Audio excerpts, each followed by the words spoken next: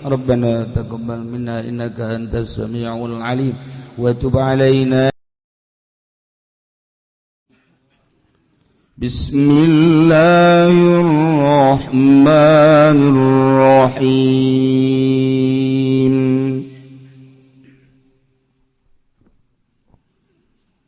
Innamal mu'minuna alladzina idza dzukirallahu wajilat qulubuhum wa idza tuliyat 'alaihim ayatuhu zadatuhum imana wa 'ala rabbihim yatawakkalun. Wallahu a'lamu bimuradi innamal mu'minuna ing pastine wong kang mukmin kabeh ay al kamiluna al iman tegese kang sampurna kabeh. Al-iman alladzina iku idza dzukirallah kang tatkala den tutur Gusti Allah wa'id tegese ancaman Allah wajilat maka wadi aya khofat tegese wadi qulubuhum apa pirang-pirang atini alladzina wa idza tuliyat alaihim dan tatkala den bacakeun alaihim ingatase alladzina upu ayatuhu sakayat Allah zadatum imana maka muhi ayatum ingalladzina imanan iman tasdiqon tegese ngabenerkeun wa ala rabbihim yatawakkalun lan ingat tase pangeran alladzina yatawakkaluna tatagnan ya alladzina kabihi kalawan rabb yasikuna la bigari tegese ngumandal ya alladzina la bigari ora kalawan salian rabb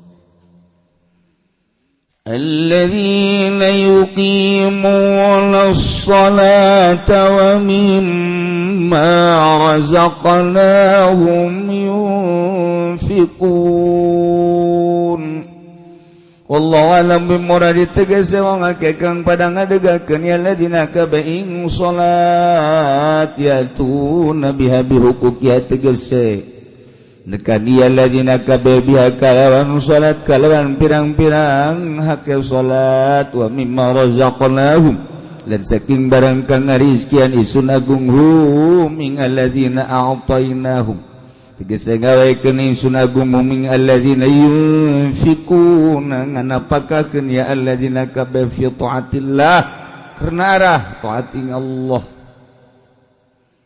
Ulaika humul mu'minuna haqqan lahum darajatun 'inda rabbihim wa maghfiratun wa rizqun karim. Allah alam bimuradi utawi mangkono-mangkono al-masufuna tegese kang den sifati kabeh bimadzukir kalawan barang kang wis den tutur ya mahum kutawi alladzina iku wong kang mukmin kabeh akon kalawan bener sidqon tegese bener bila syakin kalawan ora mangmang lahum iku tetep kaduwe ulaika darajatun utai sakeh darajat manazilu tegese pirang-pirang pangkat bil jannati ing dalam surga inda rabbihim ing dalam sanding pangerane ulaika wa maghfiratun lan pangampura wa rizqun karim lan rizki kang mulya fil jannati ing dalam surga fil jannati ing dalam surga.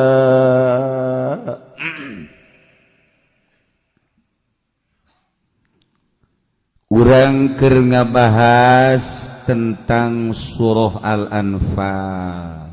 Surah Al-Anfal termasuk kana madaniyat kecuali nu 7 ayat. Artina madaniyah teh diturunkeunana sab'da hijrah. Adapun tempat-tempat turuna di masing-masing kampung,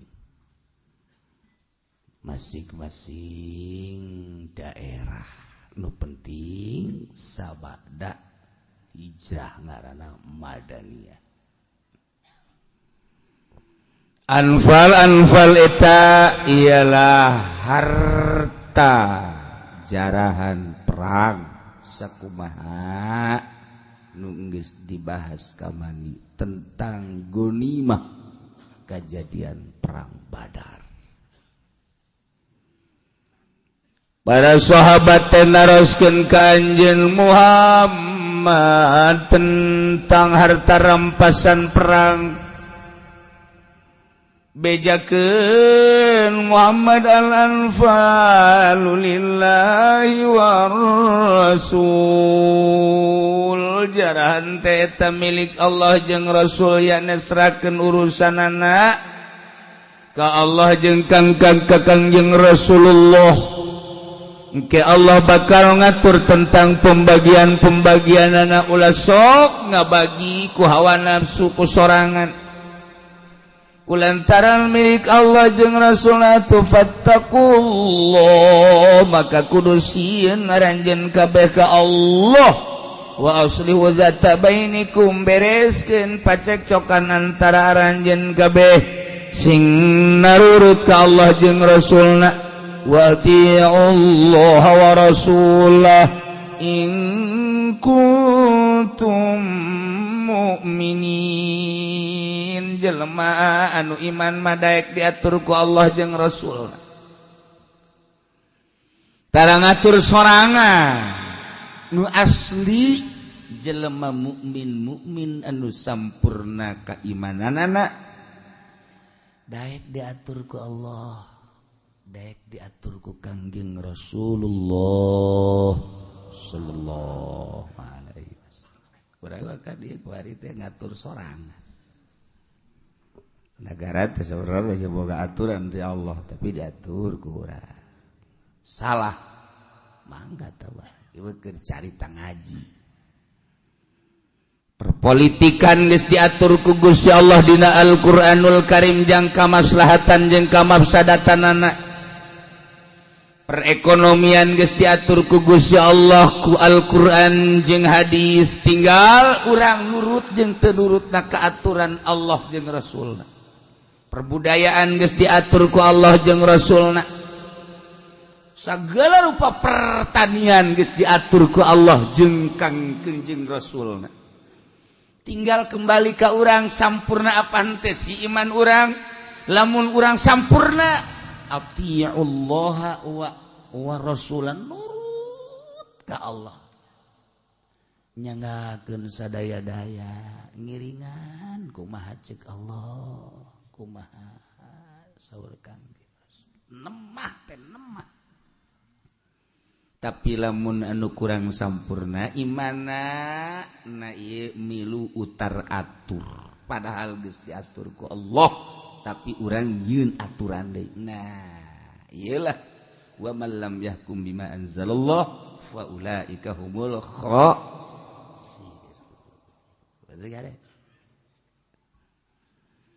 Ku ayana kecap tadi in kuntum mu'minin, Gusti Allah secara umum nyaritakeun jelema anu iman. Iana jelema anu mukmin anu sampurna, aya mukmin sakadar iman, aya mukmin anu sampurna. Geus mukmin anu sampurna mah anu ngabogaan kitu kaimanan lahir jeung batin. Masya Allah.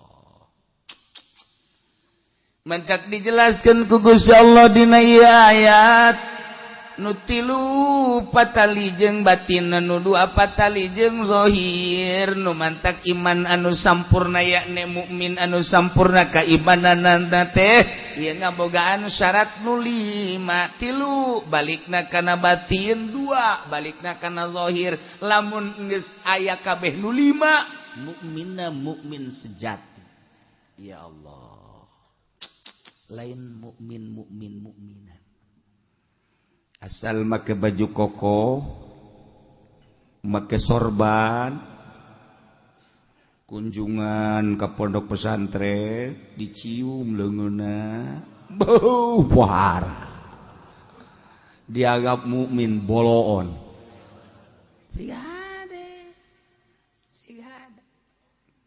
maling motor dipermasalahkan, maling mobil dipermasalahkan, korupsi dipermasalahkan. Bagus kunaon maling akidah tadi dipermasalahkan. Ngegeser sia akidah dipaling ku si eta. Bahaya kiai tinggal kiai jakibar si sogek ka neraka. Mama tinggal mama jebalan bimba uroge ka neraka. Ngageser sia. Motor dipaling dipermasalahkan, boro motor sendal bage kudu dipermasalahkan, kunaon ari akidah dipaling ngageser teh dipermasalahkan. Ieu sing hade, masyaallah karim. Mukmin sejati.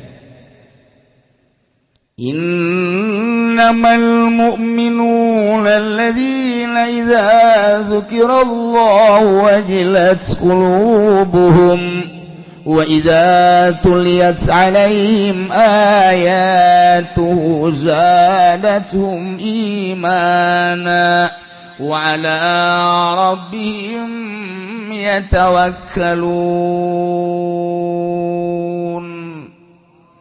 Nutilu ieu mah babalikna kana batin nomor kahiji innamal mu'minuna pastina teu aya deui jelema nu iman mah kecuali alladzina idza dzukirallah nyaeta jelema anu di mana-mana disebut Gusti Allah wajilat qulubuhum sieun hatena batin hate. Nomor kaduana wa idza tuliyat alaihim ayatu di mana dibacakeun ayatna zadatum imana tambah iman. Nomor katilula wa ala rabbihim yatawakkalun ngan sakadar ka pangeran yatawakkaluna tatagenan jengan lo teh tilu bagian batin masyaallah di batin urang teh kos di zohir lamun di zohir di awak kurang aya mata atuh di kolbu ge aya mata lamun di awak kurang aya ceuli atuh di kolbu ge aya ceuli lamun di awak kurang teh aya ngambe atuh di kolbu ge aya ngambe lamun di awak kurang aya rasa atuh di kolbu ge aya rasa nu mantak di kolbu teh aya opat nomor kahiji aya mata penglihatan batin. Sanajan urang peureum tapi kolbu urang bisa neuleuh. Kabogoh urang nu di Bandung teh. Anu hunung neletik aya handapeun bibir teh. Masyaallah, masyaallah. Anu lamun ku urang disapanyana selalu senyum teh. Aduh kadeuleuh mata hate kadeuleuh. Ya Allah, ya Rabbi, mata hate. Anu orang boga kabogoh hiji di orang Lampung teh anu putih kadeuleuh Lampung na di ditu teh beuh lamun geus nyarekan muringkak bulu adeuleuh kuat teh di samping eta deui horenganan boga karate nyanana deui urang pernah datang ka dinya main sikat bae beuh dampal sukuna kana pipi kabayang kadeuleuh urang ngapeureum kadeuleuh ku mata hate lamun di diri urang aya mata orang di kolbu ge aya mata disebutna mata hate aya ceuli aya denge hate masyaallah pendengaran hati aya deui pekerjaan hati aya deui rasa hati mata pekerjaan ambe termasuk di jerona mata rasa aya perasaan. Ieu nu sok diolah ku ahli thariqah. Ngolah nu opat. Dek ngahadirkeun mata penglihatan hati. Dek ngahadirkeun mata pendengaran hati. Dek ngahadirkeun mata perasaan, mata perlakuan hati termasuk umba ambe. Mata mata terakhir mata rasa hati. Iyalah lamun urang can boga nu opat eta can diolah mah moal bisa. Ketika kurang diolah can hadir masarua we, ketika geus hadir masyaallah engke timbul perasaan hadirna Allah, timbul engke perasaan-perasaan deket da urang jeung Allah, timbul engke perasaan-perasaan asa didenge ku Allah, asa neuleuh ka Allah, mata batin neuleuh ka Allah, asa dideulekeun ku Allah, ngadenge ka Allah, asa didengekeun ku Allah. Masyaallah karim. Ngahadirkeun perasaan-perasaan etalah moal aya sakolahanana, moal aya universitasna, moal aya pendidikan biasa, eta mah kudu tafakur. Hiji kudu tafakur, nomor kedua kudu jihad. Jihad teh perang, perang teh lain perang fisik. Nu mantak opat deui ku urang kudu dijelaskeun di kolbu urang. Hiji tujuan urang Allah, tujuan kaula. Nomor kedua Rasulullah Muhammad sebagai uswatun hasanah, contoh jeung tauladan kedua kaula. Nomor katiluna Al-Quran sebagai tuntunan kaula. Nomor kaopat adalah wusul ilallah, syahadah. Ieu cita-cita kaula. Tah lamun geus nu opat eta trek di jero hate dibundalkeun. Nu opat tadi urusan kolbu teh dibundalkeun, mulai diurus urang. Hiji penting urang hudal mandi wudu ngahadirkeun eta, lain haji ya ghaniyu ya ghaniyu ya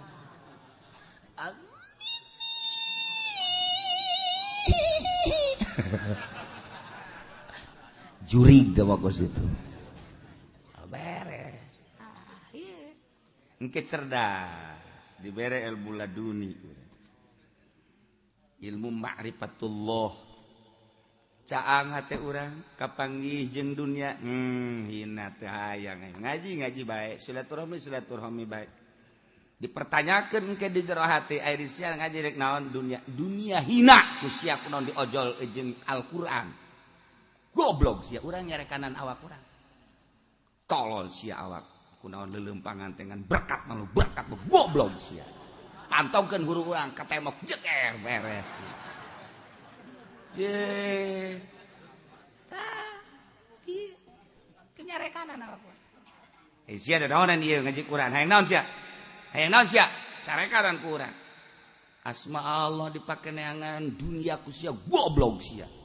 Ngalantur sia unggal poe sia unggal peuting sia.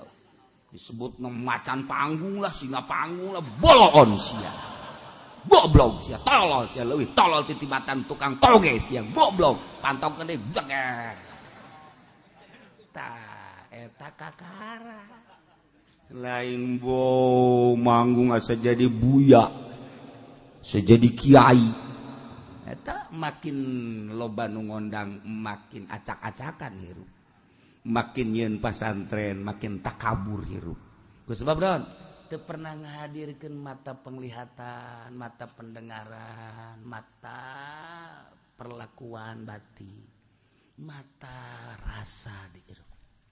Teu wau ka Allah. Bahkan begitu kurang jadi dai teh wauhna kana mobil. Gonta-ganti mobil. Barang urang nyeun pesantren nyeun majelis taklim mudirun bahal.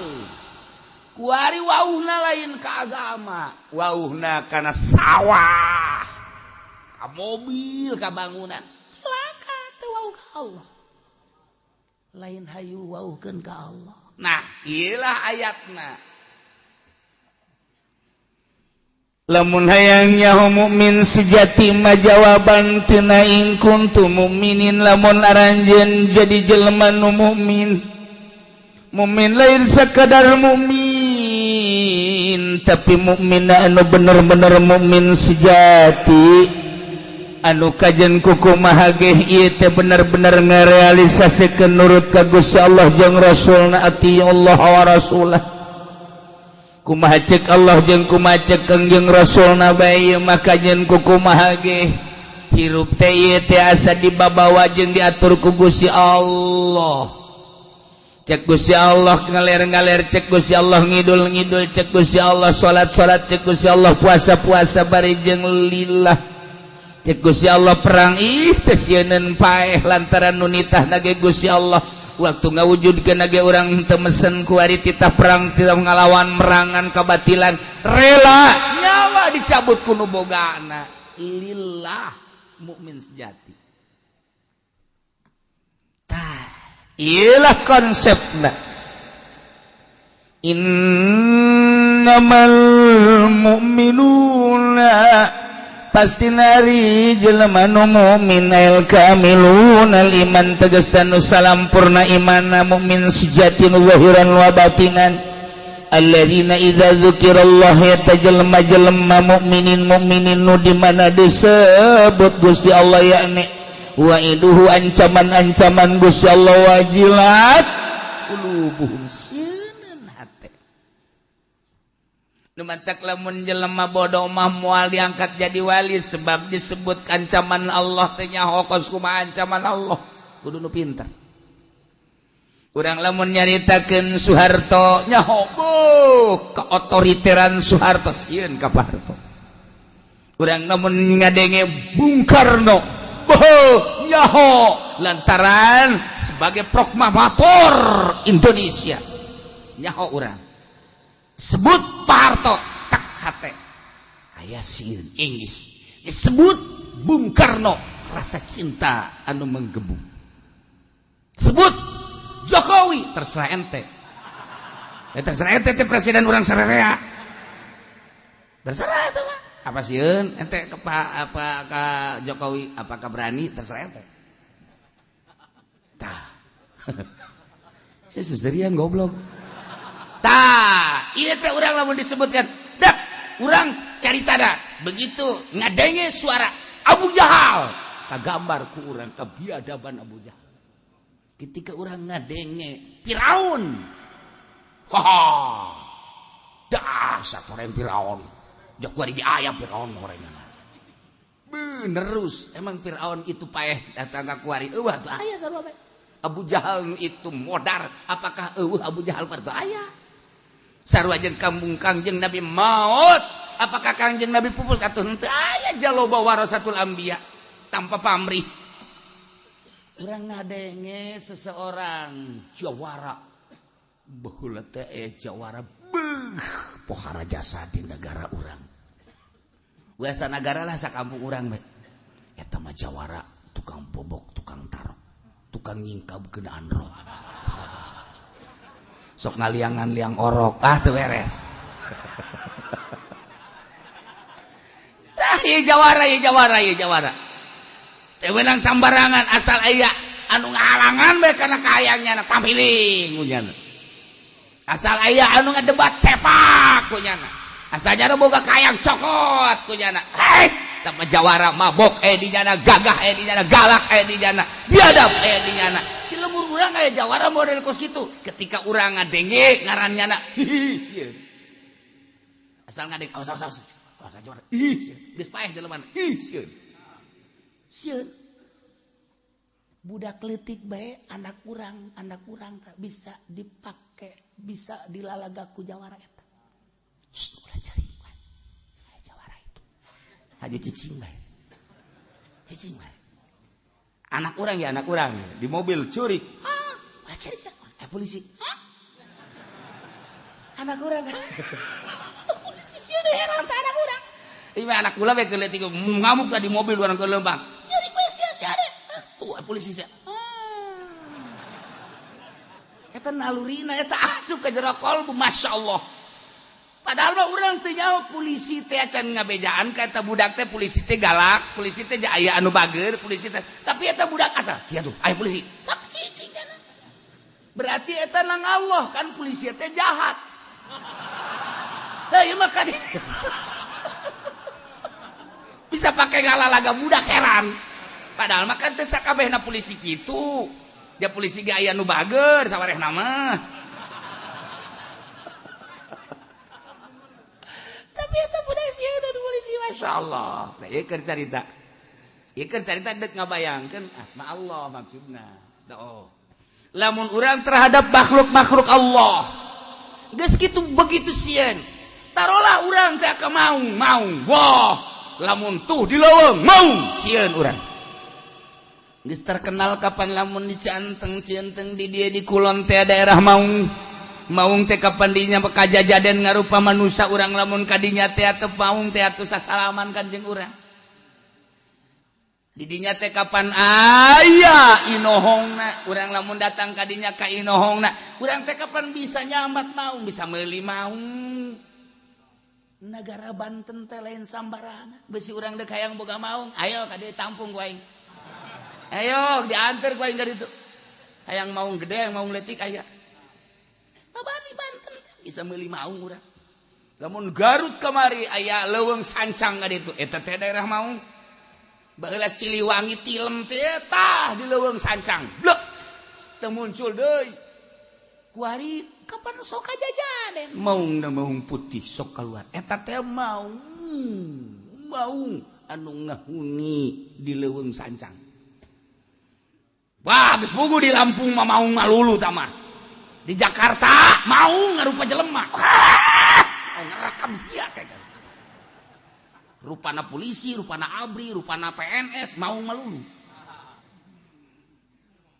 Tah mah jelema ngan jiwa jelema maung. Sak nu di imah teh cak pamajikan, lain di Jakarta bae salaki aing maung. Ada kitu onam tah mah tinggal dirasakeun we ku sia neng.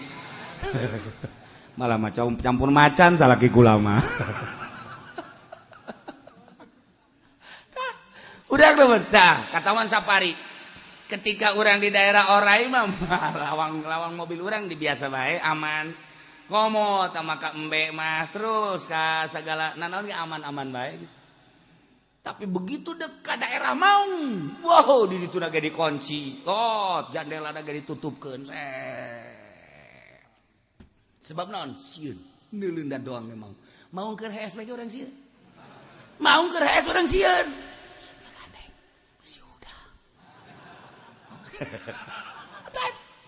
Nah iya makhluk-makhluk Allah teh anu ngabogaan kaganasan teh urang sieun.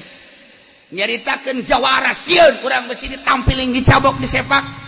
Nyaritakeun seorang kitu otoriter di kepemimpinan sieun urang besi dikenakeun hukum jeung sanksi-sanksi teu pararuguh.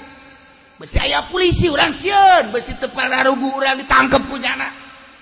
Besi aya abri main jeger-jeger bae ke urang ditembak sieun. Ka hamba-hamba Allah ka maung urang sieun. Hamba Allah nu sejati ketika ngadenge Allah. Idza zukirallah. Sebab Gusti Allah teh ngabogaan neraka. Tanpa pamrih. Boro-boro maling nu miliaran triliunan. Boro-boro maling nu jutaan ratus ribu. Cacak-cacak aya hiji dongeng kiai matas nyariung aju nyokot dina pager jang yeuh loang ge teu menta ridona kanu bogana dikerebakeun di neraka. Galak amat eta Gusti Allah. Ketika disebutkan zikirallah, ancaman-ancaman Gusti Allah. Wajilat qulubuhum sieun, masyaallah Allah teh galak korek. Henteu kudu gede boga salat. Ternyata masyaallah meletik bae ge Allah bedu siksa urang di neraka jahanam. Komo nu triliunan, komo nu miliaran, komo nu ratusan juta. Komo nu ngarusak gunung, komo nu ngarusak hutan, komo nu ngarusak tatanan-tatanan manusia. Adab-adaban manusia. Lantaran Al-Qur'an ngajelaskeun wala tufsidu innallaha la yuhibbul mufsidin. Ulah ngarusak bae sebab gunung ciptaan Allah, ulah ngarusak bae sebab lawang ciptaan Allah, ulah ngarusak bae sebab bumi ciptaan Allah. Eta keur carita fisik, keur carita tatanan-tatanan, adab-adaban leuwih dahsyat tibatan fisik. Innallaha la yuhibbul mufsidin. Ketika aya di urang nu ngarusak, masyaallah, urang teh pengrusak, urang sieun. Idza zukirallah wajilat qulubu. Galak koreng Gusti Allah. Masyaallah, sieun. Nu mantak teu wani urang deuk nambahan pamajikan jadi dua lantaran Allah magalak mun urang teu bisa adil ke di akhirat beuh. Engke bakal orang dikerbekeun hanas orang ngeukepan susu teu sabaraha di dunia. tapi di akhirat orang digujag-gajeg di neraka jahanam. Naudzubillah min dzalik. Wajilat qulubuhum.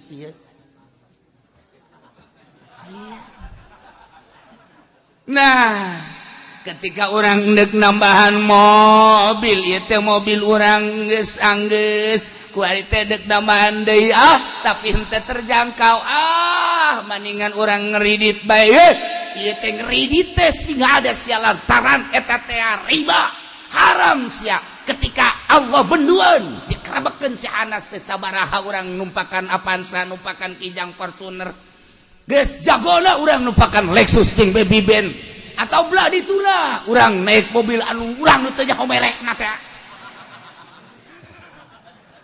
Wah, anu pohara jasa mahalna belasan miliar. Ya Allah ya Rabbi. Nah, kesabaraha di alam dunia ngeng ka ditu ngeng bae aja macet bae. Tapi di akhirat urang disate ku Gusti Allah. Wajilat qulubuhum, masyaallah dengan riba. Sieun. Iyalah mukmin sejati. Nomor kahiji mukmin sejati teh alladzina idza dzukirallah, nyata di mana-mana disebutkan ancaman-ancaman Gusti Allah teu kudu triliunan miliaran ratusan juta. Sagede ceuhil bae ge kudu digebruskeun ka neraka jahanam. Wajilat qulubuhum, sieun hatena. Sebab naon? Di jero hatena. Hate makan bagian batin geus aya mataan. Asa kadeuleuh dahsyat neraka jahanam. Kadenge jeritan dahsyatna penghuni jahanam. Kerasa dahsyatna kekeliran bulak-balik di neraka jahanam. Wajilat qulubuhum, masyaallah. Sieun. Sebab nyaho karena kedahsyatan ancaman Allah Subhanahu wa taala. Urang dagang lamun henteu ngaco angel kasugi. Ngaco mulai rada dioplos-oplos. Karung ayam dioplos.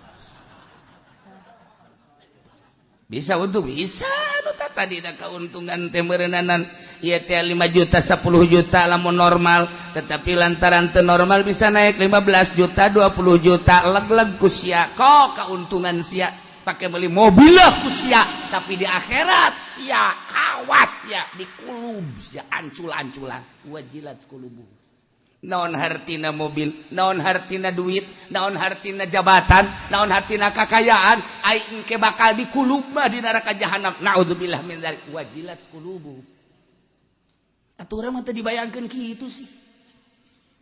Bayangkeun urang kagalakan Gusti Allah lamun urang ngadenge maung bae ge sieun besi dikerekep kunaon ka neraka teh sia.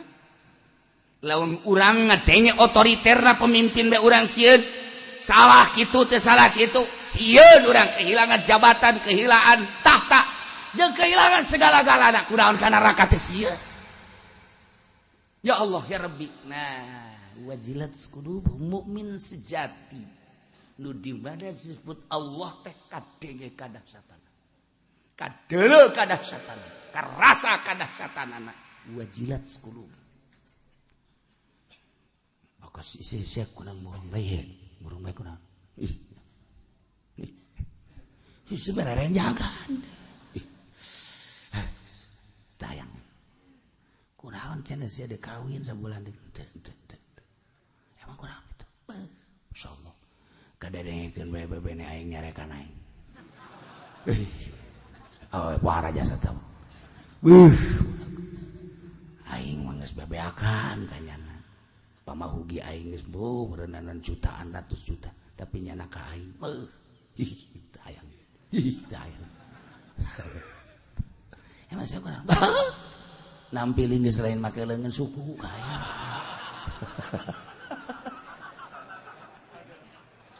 Ya Allah, ya Rabbi, saya mah tayang. Dahsyatnya sangat.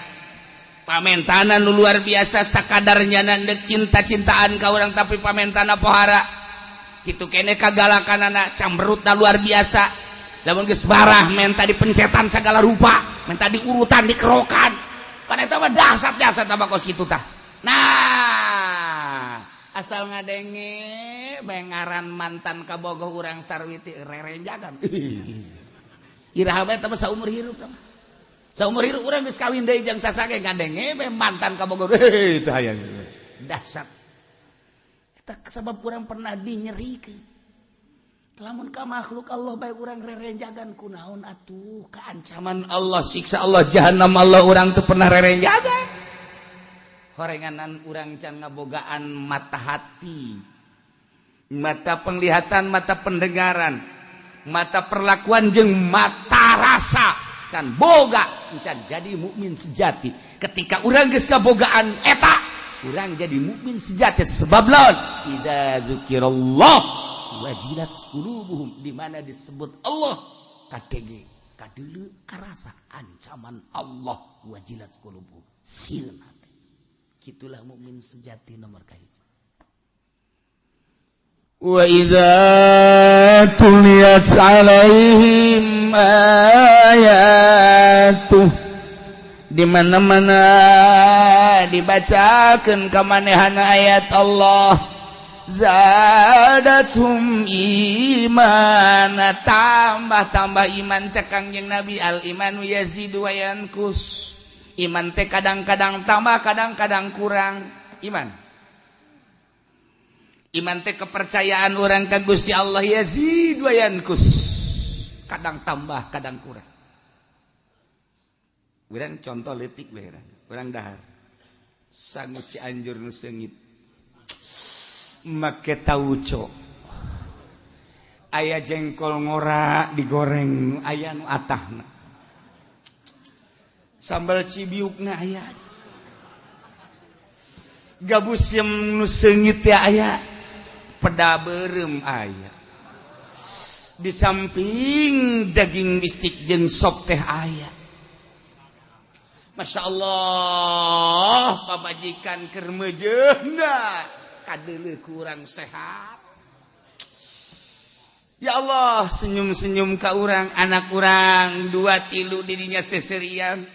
Urang bedahar eta alhamdulillah nage ngageleget alhamdulillah ya rabbil alamin.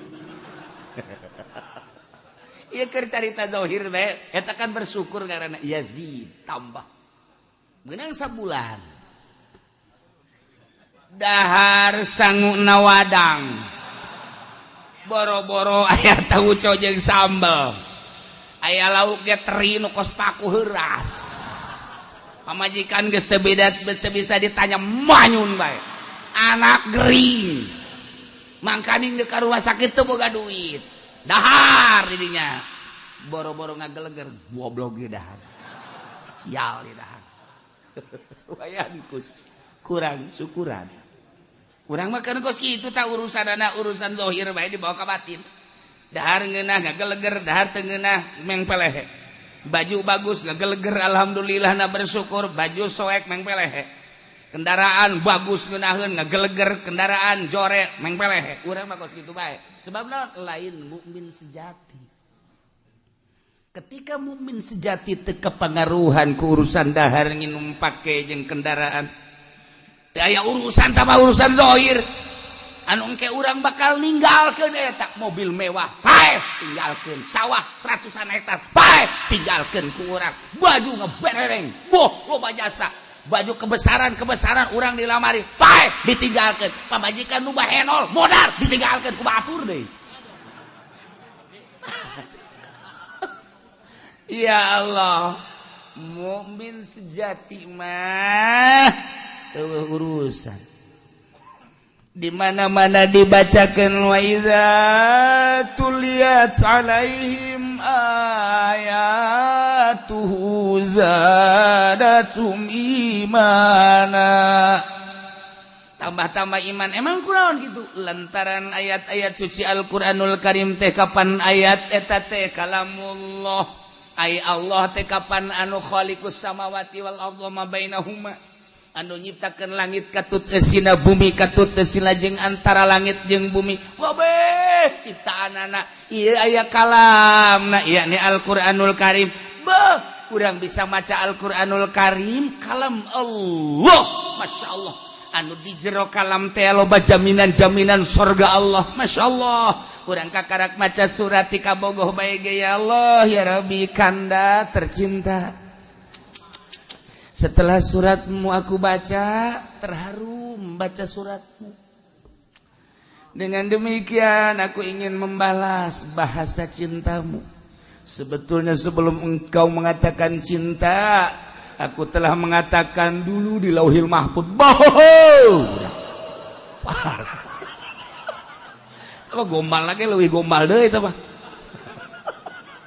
Lebih duluan aku mengatakan cinta kepadamu pan pahara jasa eta. Jangan engkau mengatakan terima cintaku sebab sebelum engkau menyurati aku telah menerima cintamu. Engkau telah tahu dari lirikan mataku. Waduh. Tidak usah engkau ucapkan bahasa itu. Cukup dari senyumku. Ambo budak. Gombal tak surat. Begitu ku orang dibaca Masya Allah. Dikadadakan kau. Masya Allah.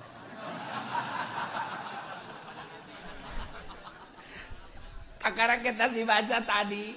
Asup deh kakak mari kunci kamar. Kanda tercinta. Udang sajam dibuka deh lecet surat. Oh, Masya Allah disimpan di hadapan maju set. Kakarangnya keluar si cokot deh. Ya Allah, ya Rabbi. Ada sesuatu di surat ini adalah yang menenangkan hatiku. Terasa luas dunia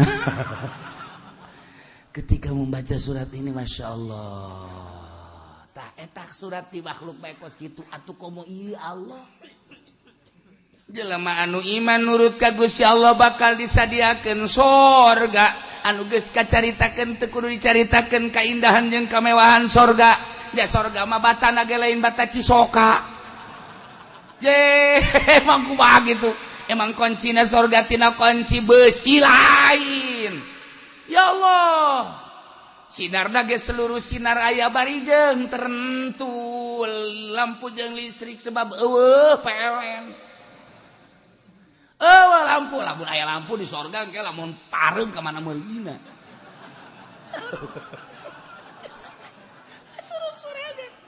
Masya Allah Karim. Kunaon atuh urang ai maca Quran kunaon teu seindah maca surat tika bogo goblok tolol. Hulu siatan tolol. Ai surat tika bogo maning geus ditangkep surat lagi. Surat doang. Surat. Kunaon ai ka Quran itu sebab urangna encan boga ukuran iman sejati.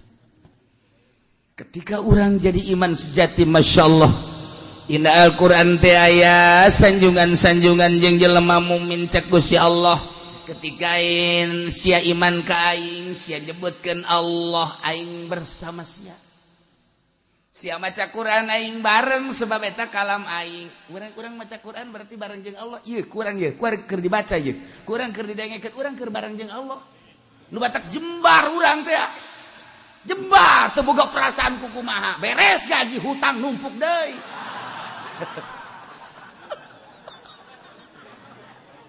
problem arasub deui kakarak wallahu alam bisawab mulai arasub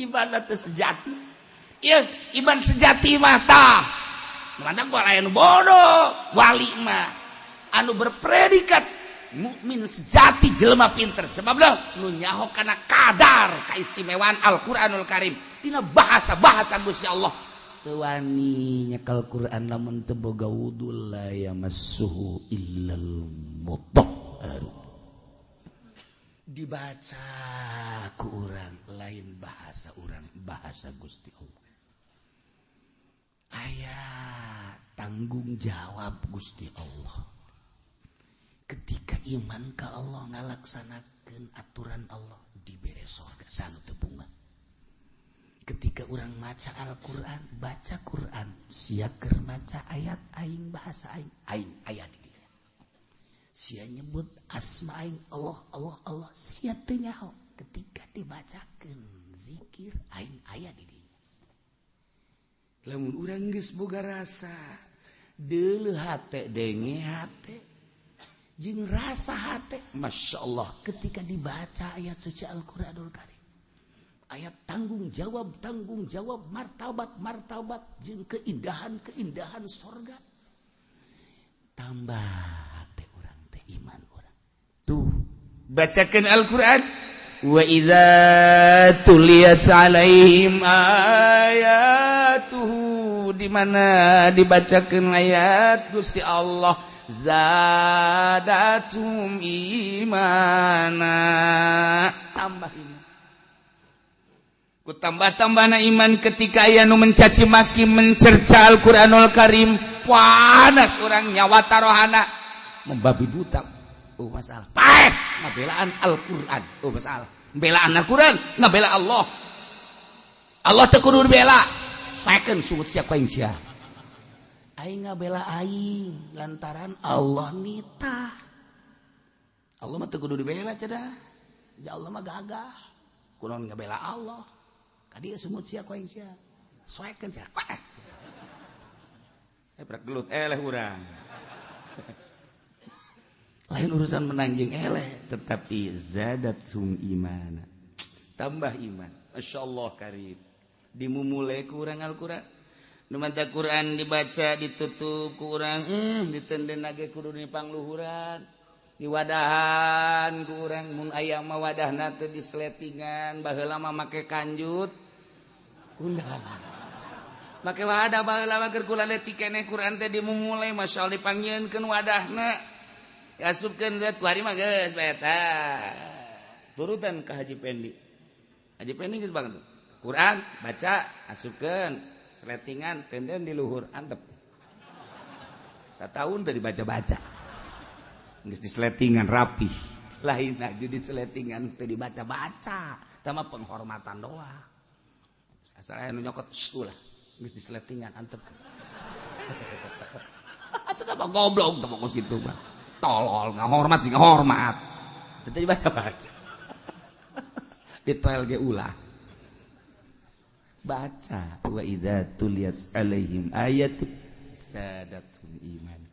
Nu mantak tambah iman nyaho. Hiji alif, hiji huruf mun dibaca ku urang teu nyaho maknana diganjar 10. Nyaho kana maknana 70. Nyaho kana eusina kandunganana 700. Nyaho kana rahasia-rahasia ulah kudu nyaho maneh cek Gusti Allah eta mah urusan aing. Nu mantak Al-Qur'an teh mun dibaca ku urang tah. Urang tah salat eta salat. Kulantaran teu nyaho kana kagedean ganjaran Al-Qur'an teu maca Qur'an. Lamun nyaho urang tah salat insyaallah. A'udzubillahi minasyaitonir rajim. Bismillahirrahmanirrahim. Yasin. Shadaqallah. Hati Yasin ge sabaraha huruf? Ya, sin jeung alif. 3. Berarti 10 sabung 30. Asar. A'udzubillahi minasyaitonir rajim. Toha. Shadaqallahul azim.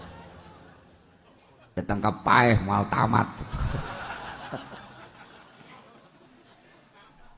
Ya Allah. Itu lain kalam makhluk tapi kalam khalik. Kalamullah al-muta'abbadu bi qiraati, dianggap ibadah macana. Masyaallah karim.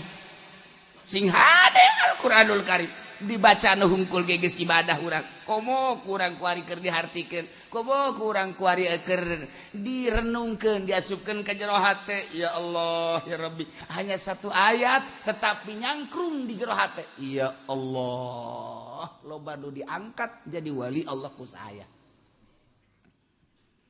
Nomor kahiji alladzina idza dzukirallahu wajilat qulubuhum nalika ngadenge ancaman Allah eta lamun min sejati. Nomor kaduana di mana dibacakeun ayat Allah zadatum imana, tambah-tambah iman. Nomor katilu wa ala rabbihim yatawakkalun tegasa saha tatagenan teh ngandal teh labi gairihi tegasa lian Allah geus we ngandal teh ngan ka Allah tawakkaltu ala Allah wala haula wala quwata illa billahil aliyil. Urang mah nu mantak teu tawakal ka Allah kurang kayakinan ka Allah. Sebab urang mah kayakinanna kana benda. Urang mah tawakalna kana dahar, mun teu dahar aing mah ripuh. Tawakalna kana jabatan, mun teu boga jabatan riweuh. Tawakalna kana pangkat, mun teu boga pangkat luse aing mah. Tawakalna teh kana makhluk-makhluk jeung ciptaan-ciptaan benda-benda Allah. Jauh ke Allah. Mukmin sejati wa ala rabbihim yatawakkalun tawakalna ka Allah. Lamun urang geus bisa tawakal ka Allah hiji nu mere gagah Allah atuh mani ka Allah. Anu mere kuat saha Allah atuh mani ka Allah. Nu mere hirup saha Allah atuh mani ka Allah mun tayangna. Ari ditanya mah nu mere hirup teh saha Allah, nu mere sehat saha Allah atuh kunaon urang ngoluyur ka rumah sakit. Itu si Allah lah di mana? Ngomong Allah, ngeluyur ke rumah sakit, bolon siapa? Tah, lamun geus bener-bener Allah, ka Allah segala rupa. Nu mere kuat sa Allah. Kunaon atuh urang neangan kekuatan di luar Allah? Ka Allah mah. Mukmin sejati wa ala rabbihim yatawakkalun. Tawakal mantak ayalah makom tawakal. Yang datang ke makom tawakal teh mencapai teh mungkin setahun, mungkin 2 tahun, mungkin 3 tahun. Kitu ge lamun di ropea, lamun teh di ropea mah tawakal teh ngan sakadar di bibir daun deka Mekah kakarak bismillah tawakkaltu ala Allah. Geus dibaca ge tawakkaltu Allah eta tas mana aya duitan karah. Tawakal kana duit. Urang mah tawakal teh kana duit. Tawakal teh karena benda, tawakal ke kendaraan, tawakal ke jabatan, tawakal ke sawah, tawakal ke pagawean. Aing malah mun teu digawe di kumaha dahar, berarti tawakalna lain ka Allah ka pagawean. Aing malah mun teu tani atuh geus moal ka urus anak itu, atuh berarti tawakal kana tani. Aing malah mun teu dagang atuh geus acak-acakan hirup aing mah. Tawakalna kana dagang berarti kos kitu. Urang mah selalu gitu, Pak. Aing malah mun teu ceramah atuh moal boga duit tawakal kana ceramah. Geus sekarang itu bae mah teu ka Allah wa ala rabbihim yatawakkalun. Nah iyalah bisa ngomongna doang urang sieun ka Allah can aya tambah iman can karasa tawakal ka Gusti Allah can karasa. Lantaran ieu mah pagawean batin sedengkeun batinna teu diolah ku urang. Urang lamun nempo seorang kiai, nempo seorang ulama anu geus ngabogaan ilmu batin, tenang kadeuleuna. Urang nempona bae geus senang. Geus tenang, tentrem kakarak nempona bae. Sebab naon? Hatena wajilat qulubuhum. Allah nu dipake kasih. Hatena selalu tambah iman per hari. Hatena tawakkaltu ala Allah. Urang deket jeung kiai nu model kos kitu kabawa urang. Senang, tenang. Inilah bagian batin 3 mukmin sejati. Bagian zahir 2 alladzina yuqimunas shalah wallahu a'lam. Warawal Bazzar lan ngariwayatkeun sapa Imam Bazzar wa Ibnu Majah lan Ibnu Majah Uman ibn Umar saking Umar anin Nabi saking Kanjeng Nabi sallallahu alaihi wasallam qol alai ucap ya Kanjeng Nabi ngucap-ucap ilapan ma zaharatil fahisyatu fi qaumin illa zahara fihim at-ta'un wal auja'. Ora lahir opo al-fahisyatu ka'alaan yana zina ing dalam kaum anjing lahir pihim ing dalam kaum opo penyakit ta'un lan pirang-pirang penyakit allati lam takun fi aslafi kang ora nana ya auja' ikut tetep ing dalam pirang-pirang zaman baheula atau kunone kaum. wala naqasul mikyala wal mizan lan orang-orangan ya kaum ing takran lan timbangan illa akhadhu bisinin syiddatil mu'na wa juri sultan angin ukhidu dan siksa ya kaum kalawan pirang-pirang tahun paila lan sangat biaya urip lan lacu teh pemerintah.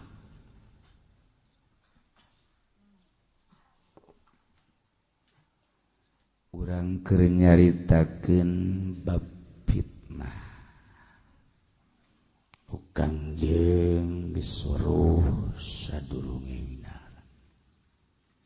katingali ku mata batinna kasingkap. Alam akhirat teh katingali ku Gusti Allah. Hingga Gusti Allah bisa ngalalakon di luar alam kasat. Dicontohan ku Isra jeung Mi'raj. Subhanalladzi asra bi'abdihi lailan minal masjidil haram ilal masjidil aqsa. Sakicep di masjidil haram ka masjidil aqsa. Sakicep di masjidil aqsa ka sidratil muntaha. Sakicep balik nggak datang dari ke Mekah di luar alam dibereklah mukasyafah surga katingali neraka katingali di alam kubur katingali ku Kangjeng zaman pertahun-pertahunna ku Kangjeng katingali sayati zaman bakal datang masa anu ulah kaget urang hirup di akhir zaman geus dicaritakeun ku Kangjeng Nabi bakal siga kieu ieu kuari urang nyaritakeun hadis kedua tentang sabab-sabab fitnah sabab-sabab cocoba ujian-ujian ti Gusti Allah. Orang kudu memperbaiki diri ketika ujian datang di Gusti Allah, baik khusus ke orang maupun secara umum, nasional atau dunia. Peperangan anu terjadi di Suriah, daek teu daek geus aya catetanana di Lauhil Mahfuz. Peperangan di Baghdad, daek teu daek geus aya catatan jeung tulisan di Lauhil Mahfuz. Perangan di Yaman di Turki daek teu daek geus aya. Hancurna Eropa, Amerika. Budayana geus aya catetana. Indonesia merdeka jeung samemeh merdeka datang ka akhir. Kekacauan jeung kakalutan teh ulah kaget geus aya tulisanana di Lauhul Mahfuz. Urang ngalaksanakeun sesuai jeung aturan Allah Subhanahu wa ta'ala. Salamatkan diri orang sing ada. Imam Bazar jeung Ibnu Majah ngariwayatkeun ti Abdullah bin Umar. Abdullah bin Umar anin Nabi ti Kangjeng Nabi Muhammad sallallahu alaihi wasallam saur Kangjeng ma zaharatil fahishatu fi qaumin illa zahara fihim at-ta'un wal ja'u allati lam takun fi aslafi. Terlahir perzinahan di muka bumi, di kaum-kaum, di lembur-lembur, illa zahara fihim at-ta'un, kecuali lahir di eta kaum penyakit ta'un tetelok wal auja' jeung penyakit allati lam takun fi aslahi fihim nu can pernah aya ti baheulana. Sumber fitnah penyakit nu kuari ambalayah penyakit teh stroke teh baheula mah profesor, doktor, pejabat kuari orok stroke. Orok stroke mikiran naon dunya. Mikiran naon orok stroke. Masya Allah. Panyakit anu non medis ambalaya geus puguh stres. Penyakit model kos kitu teh disababanana ieu kulobana perzinahan. Di mana geus lahir perzinahan di kaum-kaum geus puguh di Eropa mah dilegalkeun zina teh, di Amerika dilegalkeun. Lamun urang ngadenge informasi nu balik ti Amerika, balik ti Eropa baheula, televisi di kota teh tayangan-tayangan blue film. BF. Eta teh 10 tahun ka tukang anu baralik ti Amerika, baralik ti Eropa dongengna seperti eta. Urang ka Amerika, urang ka Eropa, teu zina anggap malaikat. Lantaran naon? Tayangan-tayangan televisina secara terbuka ge geus blue film. Urang lamun ningali di Amerika, di Eropa, eta itu kartu gaple sabelahna endog, sabelahna deh lain deh susu, gambar-gambar perzinahan, BF, X3. Eta baheula di ditu kuari diperdayakeun di urang. Di Jieun, di Jakarta, di Tangerang, di Serang, di Pandeglang, TV, layar terbuka. Urang ka Pandeglang gambarna kuari mah masih kene sawah. Masih kene sawah, kadu, gunung gambarna. Tapi lamun ka Tangerang geus lain deui, motor, mobil, gambarna teh helm nu kararitu. Kakara kos kararitu bae kos kararitu sakedeung deui coba ge. Ulah-ulah di Tangerang, ulah-ulah di Jakarta, ulah-ulah di Bandung, Medan, kota-kota bersat. Di Pandeglang bae deket Baduy. Moal kebal deui tayangan eta teh geus lain sawah pocongan jeung lain kadu, salak lain. Nongol, bret. Naon eta? Euy, gede eta mah gede. Set, nongol bujal. Weuy. Moal kebal deui. Urang teh kuari lalaunan dibawa ke Amerika, dibawa ke Eropa, dibawa. Negara anu geus hancur budayana. Zina geus legal di urang kuari. Geus dek dipermasalahkeun kumaha? Lamun lain anu boga duit mah ngamasalahkeun geus hese. Nah, kuari teh geus lain lalagaan perzinahan di urang kuara. Lamun anu osok hudang ti peuting tapakur ka Gusti Allah merangkat sieun. Lantaran SMP geus mulai ambalaya perzinahan, naudzubillah min dzalik. SMA masyaallah karim geus bugu karyawan-karyawati mah di negara PNS emang kumaha gitu. Wah, di pasar mata mah geus campur jeung jurig-jurig. Perzinahan, kontrakan hotel dan lain sebagainya emang kumaha gitu, masyaallah. Baheula kula keur masantren di Cipanas bae ge ngaji falak di Cipanas di Papi. Di Kiai Jazuli eta teh tahun 80. Pertama 84, kedua kali 80 kitu genep. Nah, eta zaman harita kula ningali pemandangan orang Arab nu datang ka Cipanas. Geus puguh orang-orang kitu Cina mah nu datang. Masyaallah. Geus muringkak buru tahun sakitu. Komo tahun ayeuna mah urang ningali ka Cipanas. Geus disulap kuari teh geus jadi pasar Arab. Cina geus leuwih teu heula di urang. Jualan apem teh geus biasa. Geus teu bisa dilarang tah mah geus teh mucikari lagi di Ambalaya atuh. Geus teu kudu di Cipanas, teu kudu di Bandung, teu kudu di Jakarta, Tangerang, di kampung mucikari geus Ambalaya. Baheula mah ngadenge nu mabok teh cuman di Bandung, di Jakarta, di Surabaya, Yogyakarta. Nu mabok teh sakadar wiriah Magadon nu kos karari itu hungkul wari ekstasi geus diproduksi dikirim di Cina ka urang. Lalaga.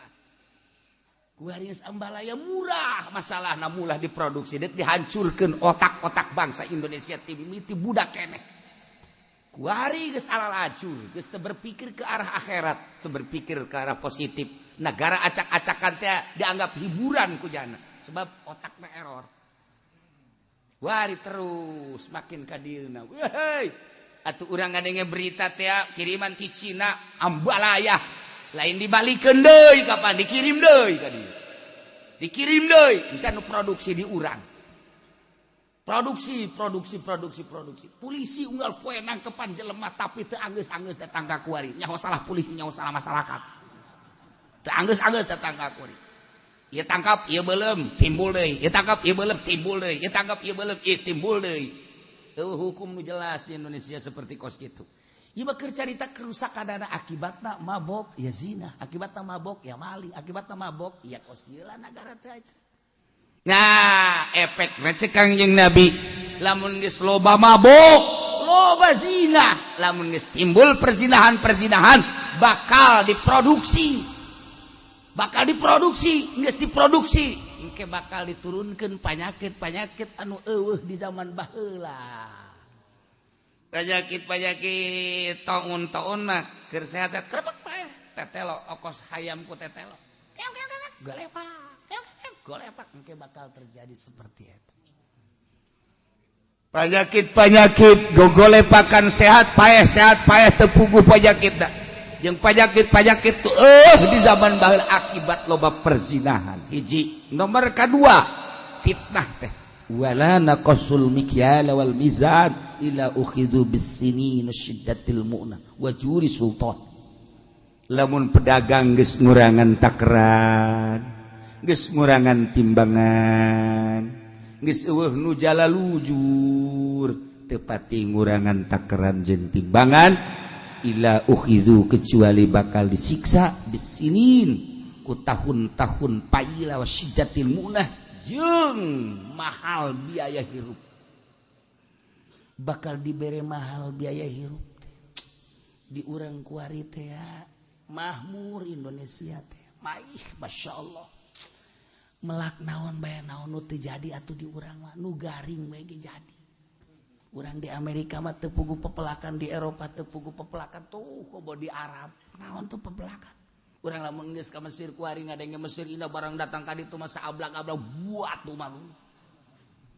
Di Mekah, di Madinah terus kali itu buat tuh malu, di Yordan buat tuh malu, Palestina buat tuh malu, urang lamun ka ditu ka Israel buat tuh malu. Masya Allah di urang mah musim hujan, ber. Ya Allah ya Rabbi di luar genteng aya betik. Deku batu teu makmuran. Betik krepek. Geus puguh di sawah, geus puguh anu di empang di mana. Lauk ti mimiti lauk julung-julung nu leutik datang ka lauk nu gede aya di urang. Masya Allah kari. Pepelakan di sawah geus puguh pareno dipelak jukut nu teu dipelak kejar radi. Walingi. Wah, pokona mah tangkal awi teu beak-beak we urang.